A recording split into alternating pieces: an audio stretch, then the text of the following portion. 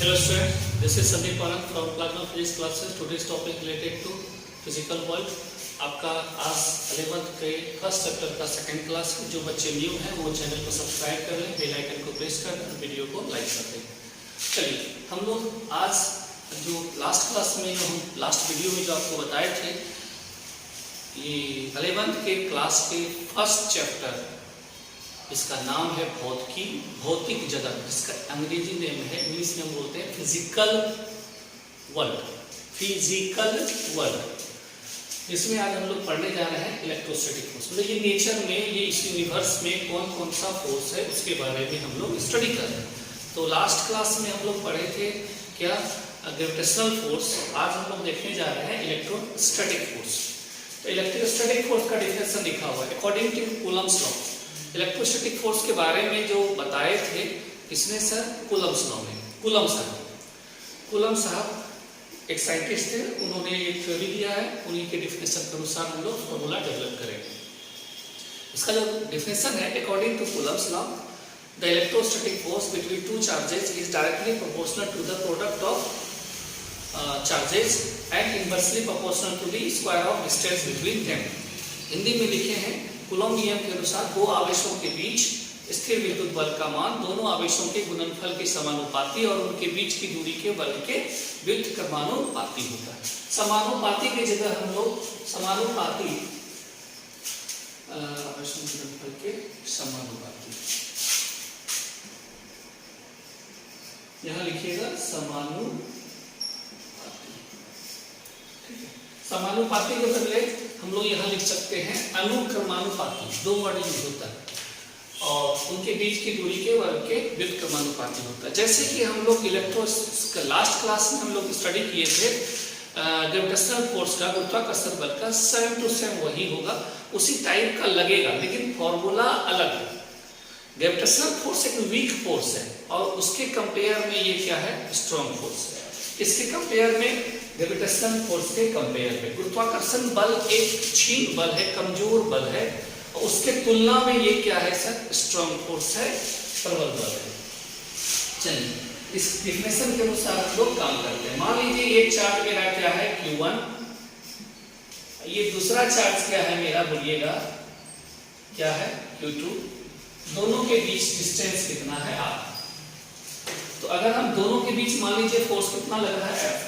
तो अगर हम लोग डेफिनेशन से काम करें, अकॉर्डिंग टू शॉर्ट में से लिखते हैं, अकॉर्डिंग टू डेफिनेशन, जो आपका ऊपर में डेफिनेशन है उसके अनुसार अगर आप वर्क करते हैं तो दोनों के चार्ज का जो प्रोडक्ट होगा उसके वो डायरेक्टली प्रोपोर्शनल होगा, समानुपाती, और उसके बीच की जो दूरी है उसके वर्ग के क्या होगा? व्युत्क्रमानुपाती। और व्युत्क्रमानुपाती या इनवर्सली जो होता है वो कहाँ लिखते हैं हम लोग? नीचे लिखते हैं, और डायरेक्टली प्रोपोर्शनल समानुपाती जो होता है वो ऊपर लिखते हैं। ओके, इसको हटा करके यहाँ पे हम लोग एक के लेते हैं, डायरेक्टली प्रोपोर्शनल कांस्टेंट। जैसे कि लास्ट क्लास में हम लोग जी लिए थे, कैपिटल जी। ये हो गया Q1, ये क्या हो गया? Q2 बाय क्या हो गया? I square. और K यहाँ पर है क्या मेरा? इसको हम लोग लिखते हैं डायरेक्टली प्रोपोर्शनल कांस्टेंट, जिसको हम लोग हिंदी में क्या बोलते हैं? समानुपाती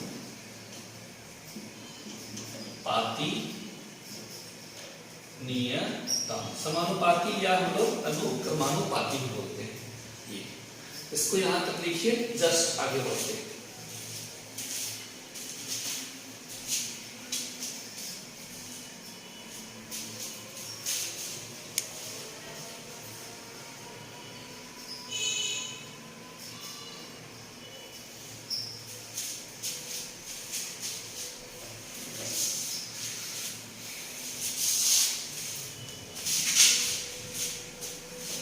इसको लिख लीजिएगा।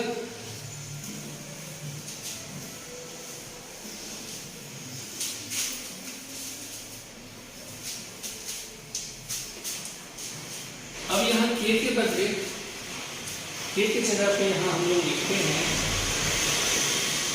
1/4 पाई एप्सिलॉन नॉट। क्या लिखते हैं? K की जगह 1/4 4πε0। और ये जो 1/4πε0 का वैल्यू होता है 9 × 10⁹9, ये 9 है न्यूटन मीटर स्क्वायर पर कूलम स्क्वायर। और लास्ट क्लास में जी का वैल्यू था 6.67 × 10⁻12 न्यूटन मीटर स्क्वायर पर केजी स्क्वायर था, लेकिन यहाँ क्या है पर कूलम स्क्वायर।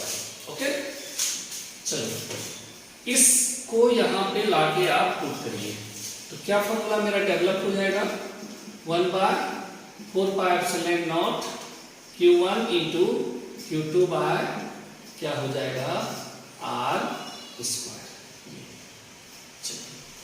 ये किसके बारे में हम लोग डिस्कस कर रहे हैं, इलेक्ट्रोस्टैटिक फोर्स के बारे में।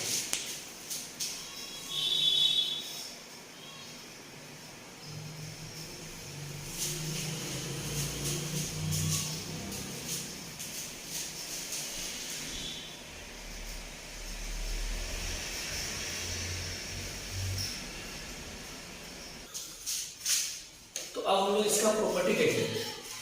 देखिए एक बार हम लिख देते हैं ताकि आपका वीडियो में बहुत सारा मीटर आ जाए, ऐसा मत सोचिए। इसे हम लोग प्रॉपर्टी देखते जा रहे हैं किसका, ये इलेक्ट्रोस्टैटिक फोर्स का।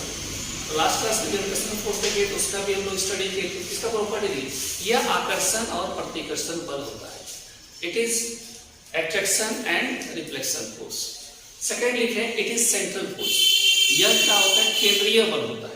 देखिए सेंटर, मान लीजिए ये दोनों चार्ज था यहाँ पे ना, ये दोनों चार्ज था, तो ये जो डिस्टेंस काम करेगा दोनों के सेंटर से। कहां से काम करेगा, दोनों के सेंटर से काम करेगा। थर्ड नंबर लिखे हैं it obey the inverse square law.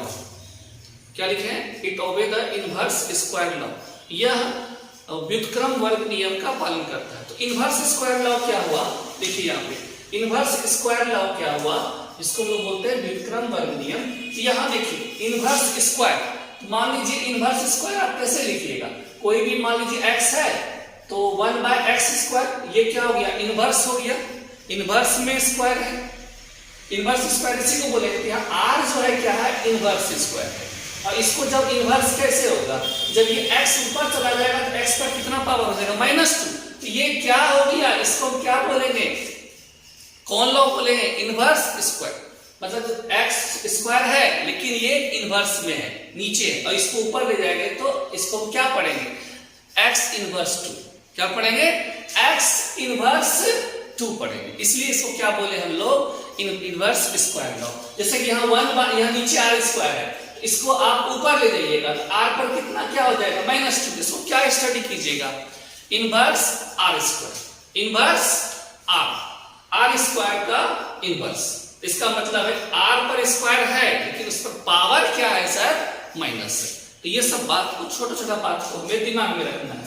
अब देखिए फोर्थ नंबर क्या है, it is conservative force, it is conservative force. Conservative मतलब क्या हो गया, यह संरक्षी बल है, यह क्या है संरक्षी बल है। और इसके बाद हम लोग लिखे हैं fifth number, it is 10⁶ times stronger than gravitational force. यह गुरुत्वाकर्षण बल का कितना गुना अधिक होता प्रबल होता है सर, कितना गुना प्रबल होता है 10⁶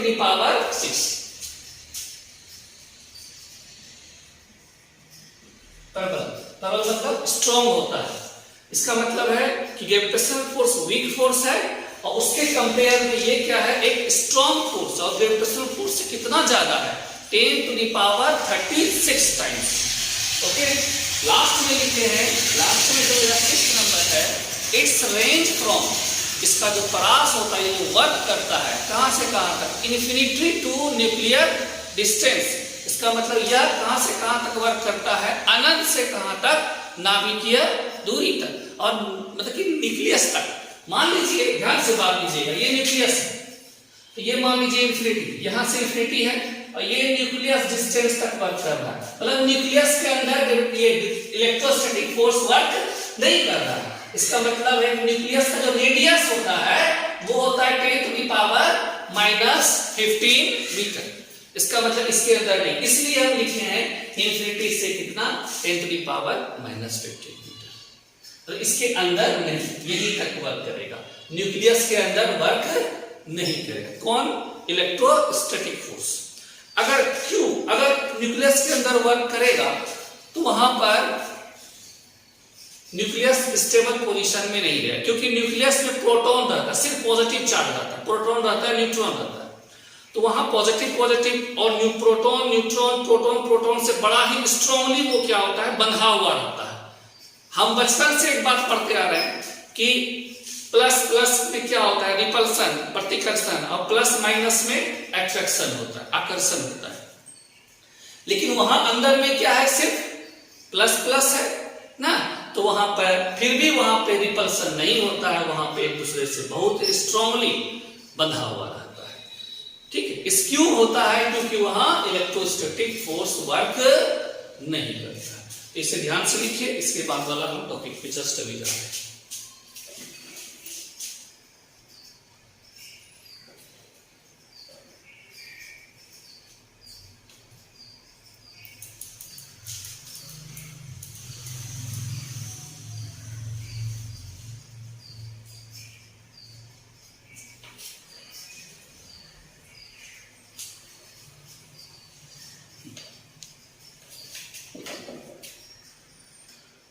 तो अब हम लोग देखने जा रहे हैं इलेक्ट्रोमैग्नेटिक फोर्स। एक बात बहुत ही सिंसियरली है, अगर आप थोड़ा सोचते हैं, इतना सा विश्वास तो रखना पड़ेगा कि हम जो पढ़ा रहे हैं उसमें बहुत सारा मीनिंग है, और आपको नयापन लग रहा होगा कि ये तो अलग होगा, ये अलग होगा, ये अलग होगा, लेकिन मेरे नजर में कुछ पोर्शन सब एक ही है। अगर बात कीजिएगा आप स्टडी की, जब आगे आप फिजिक्स पढ़िएगा तो हम लोग इलेक्ट्रोस्टैटिक फोर्स अलग बोलते हैं, मैग्नेटिक फोर्स अलग बोलते हैं, ओके, और इलेक्ट्रोमैग्नेटिक फोर्स अलग बोलते हैं। एक बात ध्यान दीजिएगा, मेरी बात ध्यान से सुनिएगा। एक तो सबसे पहले है इलेक्ट्रोस्टैटिक फोर्स, जो सेकंड नंबर हम लिखे थे, और दूसरा क्या लिखे हैं हम लोग, इलेक्ट्रोमैग्नेटिक फोर्स। थर्ड नंबर क्या है, इलेक्ट्रो, और सब दोनों में क्या है, इलेक्ट्रो। अगर बेसिकली बात कीजिएगा, एकदम फ्रीली माइंड से दिमाग में रख लीजिए, इलेक्ट्रोस्टैटिक फोर्स और इलेक्ट्रोमैग्नेटिक फोर्स ये सब के सब दोनों ही क्या है, अगर बात कीजिएगा तो वो कौन फोर्स है, इलेक्ट्रोमैग्नेटिक फोर्स। लेकिन अलग अलग पोर्शन किया गया है, क्यों, क्योंकि आपको जो पढ़ना है, आपका जितना दिमाग वर्क कर रहा है उस लेवल के अनुसार ये अलग अलग कर दिया गया है। तो हम लोग इलेक्ट्रोमैग्नेटिक फोर्स में सबसे पहले किसको देख रहे हैं, मैग्नेटिक फोर्स, उसके बाद हम देखेंगे मैग्नेटिक फोर्स। तो मैग्नेटिक फोर्स भी जो इसमें जो लॉ दिया है वो भी कूलम्ब साहब ने, वो भी कूलम्ब साहब, जो कि लास्ट में भी कूलम्ब्स लॉ था, यहाँ भी कूलम्ब्स लॉ। तो कूलम्ब्स लॉ आप 12th में जब जाइएगा तो दो जगह पढ़िएगा, एक तो आप इलेक्ट्रोस्टैटिक में स्टडी कीजिएगा, और सेकेंड किसमें स्टडी कीजिएगा, मैग्नेट चैप्टर में। किसमें, मैग्नेट चैप्टर में। तो ये वो भी दोनों लगभग वही लगेगा, लेकिन वहां बस क्या है, मैग्नेटिक स्ट्रेंथ को एम से दिखाते हैं। किससे, एम से। एक बात दिमाग में रखना है आपको कि इंग्लिश में 26 लेटर ही है, सभी को उसी सिंबल से हमको रिप्रेजेंट करना है, दर्शाना है। जैसे कि बात कर लेते हैं, पावर को भी हम किससे डिनोट करते हैं, पी से। प्रेशर को भी हम किससे डिनोट करते हैं, पी से। मोमेंटम को भी किससे डिनोट करते हैं, पी से। लेकिन सबका फॉर्मूला क्या है, अलग अलग है ना। तो इसलिए दिमाग में रखना है, जैसे कि मास को, द्रव्यमान को भी हम एम से दिखाते हैं, और मैग्नेट का जो पोल का जो स्ट्रेंथ होता है, उसका जो प्रबलता होता है, उसको भी हम किससे डिनोट करते हैं, एम से। नॉर्थ पोल का होता है प्लस एम, और साउथ पोल का होता है माइनस एम। लेकिन मास तो प्लस माइनस नहीं होता है, द्रव्यमान तो प्लस माइनस नहीं होता है। तो ये सब बात को दिमाग में आपको रखना है। तो चलिए यहाँ क्या डेफिनेशन लिखे, according to Coulomb's law the magnetic force between two poles, दो पोल के बीच, और दोनों पोल क्या होगा, अलग अलग मैग्नेट का ले रहे हैं। ऐसा दिमाग में नहीं रखिए एक ही मैग्नेट का, अलग अलग मैग्नेट का।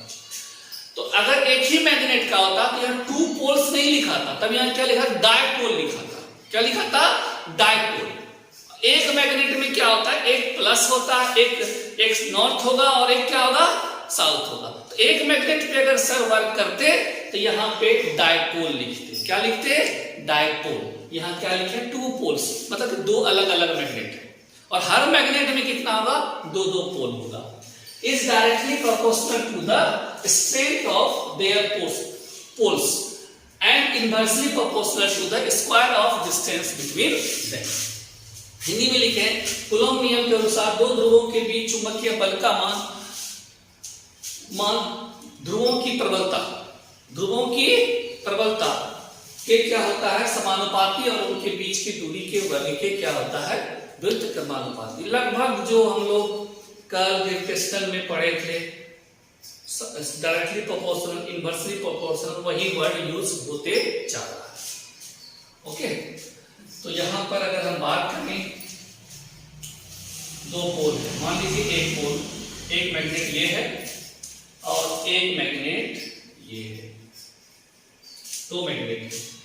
ओके, मान लीजिए अभी हम मान लेते हैं ये नॉर्थ, ये साउथ, ये नॉर्थ, ये साउथ। ऐसा जरूरी नहीं कि दोनों नॉर्थ यहां हटेगा, हम यहां साउथ भी दे सकते हैं, इधर साउथ और इधर नॉर्थ, कोई दिक्कत नहीं है। तो दोनों अलग अलग मैग्नेट है, तो साउथ का क्या होगा -m1, इसका क्या होगा +m1। अगर ये पहला मैग्नेट मानते हैं, अलग स्ट्रेंथ मान रहे हैं, तो ये क्या होगा, नॉर्थ का क्या होगा +m2 और ये क्या होगा माइनस। यहाँ जो m1 m2 हम दिखा रहे हैं, ये मैग्नेट का स्ट्रेंथ है, उसका क्या है, पोल का जो पावर है, उसका ध्रुव में कितना पावर है वो है। और दोनों के बीच जो डिस्टेंस ले लिए r, ओके, क्या ले लिए r।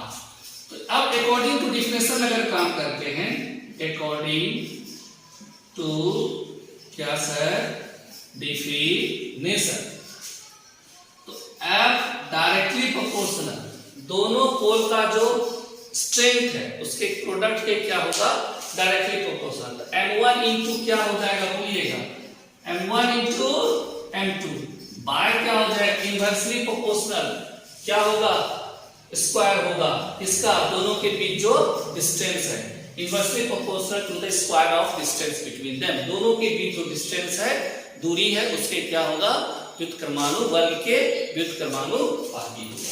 यहाँ पे क्या दे दिया, r²। एक बात दिमाग में रखिएगा, F जो है यहाँ कौन फोर्स है, बोलिएगा मैग्नेटिक फोर्स है, जिसको हिंदी में क्या बोलते हैं, चुंबकीय बल। m1 एंड m2 क्या है, पोल स्ट्रेंथ, क्या है, पोल स्ट्रेंथ। हिंदी में क्या बोलेंगे इसको हम लोग, ध्रुव की प्रबलता, क्या बोलेंगे, ध्रुव की प्रबलता। और r जो है डिस्टेंस, तो दोनों के बीच का दूरी। यहां तक लिखिए, इसके बाद जस्ट आगे बढ़ते हैं।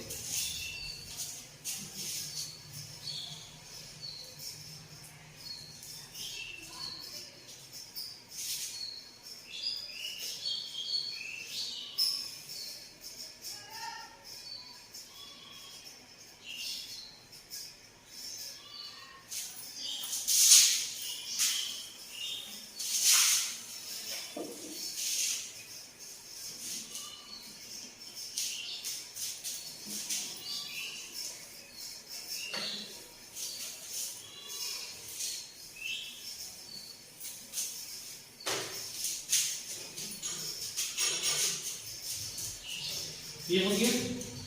अब यहाँ पे इसे हटा करके यहाँ पे k का हम लोग यूज करेंगे, m1 into m2 bye r²। k क्या है मेरा, बोलिएगा डायरेक्टली प्रोपोर्शनल, क्या बोलेंगे इसको, कॉन्सेक्वेंस, जिसको हिंदी में क्या बोलते हैं, समानुपाती नियतांक। और k को जैसे k = 1/4 नॉट लिखे थे वहां पे, यहाँ पे k = μ0 बाय क्या लिखेंगे, 4π। μ0 को हम लोग ये सब क्या है, इसको डिटेल में पढ़ेंगे, 12th में जाता है। इसको हम लोग बोलते हैं परमेबिलिटी ऑफ एयर और वैक्यूम, ठीक है, ये सब हम लोग देखें। और वहां जो था एप्सिलॉन नॉट जो था, उसको हम लोग बोलते हैं परमिटिविटी, क्या बोलते हैं, परमिटिविटी बोलते हैं। तो ये हो गया। यहाँ पे इसके वैल्यू को इसमें यहाँ पे लाके सॉरी यहाँ पे इसको पुट करिए यहाँ पे। तो जब इसको यहाँ पुट करोगे तो mu naught by 4 pi m1 into m2 by r square, ये हो गया। तो यहाँ तक लिखिए, इसका हम लोग प्रॉपर्टी को देखते हैं। और इसमें एक और पढ़ाना है अभी, इलेक्ट्रोमैग्नेटिक फोर्स। तो ऐसा मत सोचना है कि मैग्नेट का सिर्फ यही एक फॉर्मूला होता है। तो मैग्नेट में एक और फॉर्मूला हम पढ़ेंगे, Q equal to V B into sine theta. ये सब चीज तब पढ़िएगा जब आप जैसे जैसे आप डिटेल में आगे बढ़िएगा। लेकिन आपको 12th में मेनली सिर्फ जो फर्स्ट चैप्टर है उसमें कौन कौन फोर्स है उसका सिर्फ डिफिनेशन के बारे में हमें देखना। उसमें ज्यादा हमें डिटेल में जब आगे हम पढ़ें, जैसे ग्रेविटेशनल फोर्स आपको पढ़ाए तो आपके बुक में आपका सिलेबस में हम ग्रेविटेशनल फोर्स लिखे तो समझ लीजिए उसमें आपको टाइम सिर्फ लग जाएगा 15 लेक्चर लम जाएगा, न्यूमेरिकल सब कर। तो सिर्फ अभी हम लोग उसका एक मेन पोर्शन देखते हैं। चलिए इसको लिखिए, जल्दी से आगे देखते हैं।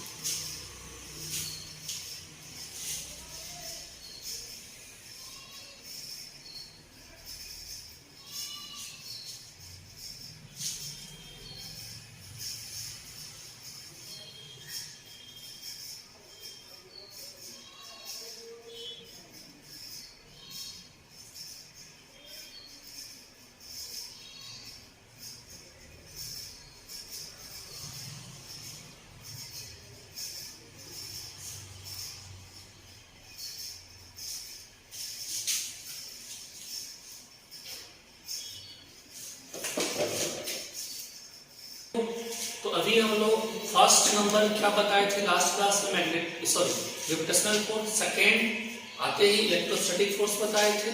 थर्ड में हम लोग इलेक्ट्रोमैग्नेटिक फोर्स बता रहे हैं। इलेक्ट्रोमैग्नेटिक में सबसे पहले हम देखे मैग्नेटिक, उसके बाद इलेक्ट्रोमैग्नेटिक फोर्स बता रहे हैं। तो इलेक्ट्रोमैग्नेटिक फोर्स का ऐसा मत दिमाग में रखिए यही सिर्फ डिफरेंस, बहुत हर जगह डिफरेंस वर्ड के अनुसार डिफरेंशन अलग हो जाता है। जैसे कोई स्क्वायर है तो वहां पे फोर्स के लिए एक अलग फॉर्मूला डेवलप होगा। तो यहाँ पर देखिए ध्यान से, इलेक्ट्रोमैग्नेटिक फोर्स समझाने के लिए हम एक डिफिनेशन दिए हैं। एक charge particle moving through any conductor in presence of electric field, या हम क्या दिए हैं इलेक्ट्रिक पोटेंशियल। शर्त है, कंडीशन क्या है, कब करंट फ्लो, कब चार्ज फ्लो हो रहा है सर, कब चार्ज मूव कर रहा है, जब इलेक्ट्रिक फील्ड और इलेक्ट्रिक पोटेंशियल है तब। समझे बात को ना। Then it produce electric current, तो वह क्या उत्पन्न करेगा, अपने कंडक्टर में एक करंट फ्लो उत्पन्न फॉर्म करेगा। And force act on it, और चार्ज पार्टिकल पर एक फोर्स लगेगा। दिस फोर्स इज कॉल्ड, जो बल उस पर लग रहा है वह बल को हम, उस फोर्स को हम क्या बोलेंगे, इलेक्ट्रोमैग्नेटिक फोर्स। यदि आवेशित कण विद्युत क्षेत्र विद्युत विभव की उपस्थिति में किसी चालक द्वारा गति करता है, या किसी चालक से गति करता है, या चालक में गति करता है, तो वह विद्युत धारा उत्पन्न करता है और उस पर एक बल कार्य करता है। यह बल क्या कहलाएगा, विद्युत चुंबकीय बल कहलाएगा। कोई कंडक्टर है, मान लीजिए कोई कंडक्टर है, उसमें करंट फ्लो कर रहा है, कोई करंट फ्लो कर रहा है, और करंट कब फ्लो करेगा, जब चार्ज मूव करेगा। जब चार्ज मूव करेगा तो मान लीजिए करंट कितना फ्लो कर रहा है, आई, और इसको मान लीजिए यहाँ पे मैग्नेटिक फोर्स भी काम कर रहा है, यह मैग्नेटिक फील्ड भी, यहाँ पर मैग्नेटिक फील्ड भी। अब मान लीजिए ये मैग्नेटिक फील्ड के साथ कितना एंगल बना करके, ठीक है, ये सब बहुत डिटेल में हम लोग पढ़ेंगे, सिर्फ एक हम फॉर्मूला आपको बता रहे हैं। और मैग्नेटिक फील्ड को हम लोग किससे डिनोट करते हैं, बी से। किससे, बी से। चलिए ये बी है मैग्नेटिक फील्ड, करंट फ्लो किया, करंट में मान लीजिए अगर करंट जिस डायरेक्शन में फ्लो करेगा तो इलेक्ट्रॉन किधर मूव करेगा, अपोजिट डायरेक्शन में। ये मान लीजिए मेरा क्या है, इलेक्ट्रॉन है, और इलेक्ट्रॉन का नेचर कैसा होता है, प्लस की माइनस माइनस, इसके अपोजिट करंट के अपोजिट को मूव करेगा। मान लीजिए इस वायर, ये जो वायर है कंडक्टर है, यहां से यहां तक इसका लेंथ कितना, मान लीजिए एल, कितना एल। अब इस चार्ज पार्टिकल पर कितना फोर्स लग रहा है, और इस चार्ज पार्टिकल में कितना फोर्स लग रहा है। ये अगर हम निकालेंगे इसका फॉर्मूला होता है, सब बताएंगे आगे, ILB इंटू क्या sine theta, F equal to ILB। तो अब ये फिगर बताए, लेकिन जब हम लोग डिटेल में पढ़ेंगे तो इसको बताने में कम से कम आपको हाफ आवर लग जाएगा, आधा घंटा। लेकिन हम सिर्फ क्या देख रहे हैं, 11th का जो फर्स्ट चैप्टर उसमें क्या क्या फोर्स है डिफिनेशन सिर्फ देख रहे हैं और सिर्फ फॉर्मूला। और ये सब प्रूव करेंगे हम लोग, एकदम दिमाग में रखिए, इसे प्रूव करना पड़ता। ये आई का वैल्यू आता है, जब हम लोग डेवलप करते हैं फॉर्मूला, आई का वैल्यू आता है NEAV BD। N क्या हो गया, number of electron per unit volume, number of electron है वॉल्यूम के अनुसार पर यूनिट वॉल्यूम। और ये क्या है मेरा, E क्या है, इलेक्ट्रॉन है, A क्या है, area of cross section area, और ये जो BD है, BD यहाँ पे लिखे हैं, ये ड्रिफ्ट वेलोसिटी ऑफ इलेक्ट्रॉन। तो बहुत सारा चीज को हमें आगे देखना है तब। और इसी में अगर हम थोड़ा आगे जाए तो यहाँ पे अलग हो जाएगा, I की जगह हो जाएगा NEAV B LP sine theta. लेकिन उतना अभी हमें डिटेल में नहीं देखना है, इतना साफ लिखिए। हम लोग नेक्स्ट क्लास में इलेक्ट्रोमैग्नेटिक फोर्स का प्रॉपर्टी देख लेंगे, और फिर हम लोग 4th नंबर जो है आपका वो है strong nuclear force, 5th number है वीक न्यूक्लियर फोर्स, वो देख लेंगे। फिर हम लोग देख लेंगे कंजर्वेशन।